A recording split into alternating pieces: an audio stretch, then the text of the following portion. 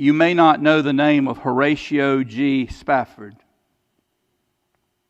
He was a successful lawyer and businessman in Chicago with a lovely family, his wife, Anna, and 5 children. However, they were not strangers to tears and tragedy. Their young son died with pneumonia in 1871.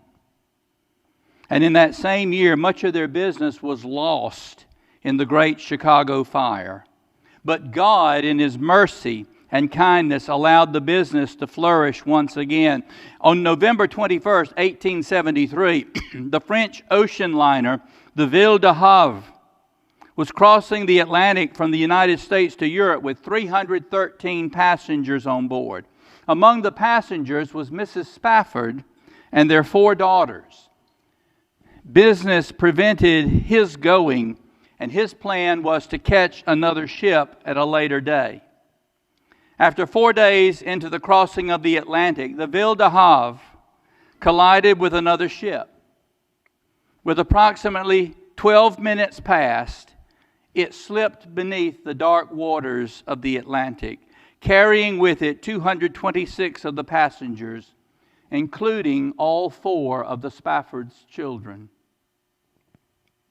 Anna was found by a sailor in a small boat rowing through the area after the accident, and they found her floating on a piece of the wreckage.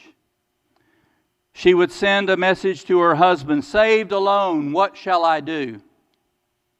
Mr. Spafford booked passage on the next available ship and left to join his grieving wife. With the ship about 4 days out, the captain called Mr. Spafford to his cabin and told him they were over the place where his children went down. Remember how I said be rooted in Christ? I tell you this story because Mr. Spafford in that moment stood on the deck of the ship and wrote these words: "When peace like a river attendeth my way, when sorrows like sea billows roll, whatever my lot, thou hast taught me to say, it is well. It is well with my soul."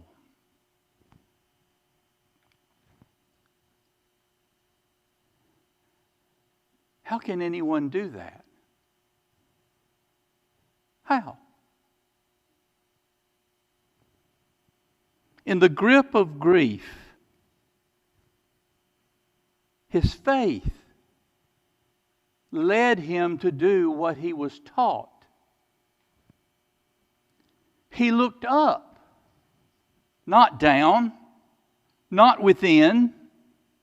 He looked up.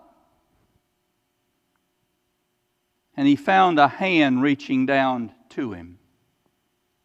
And such is the nature of God.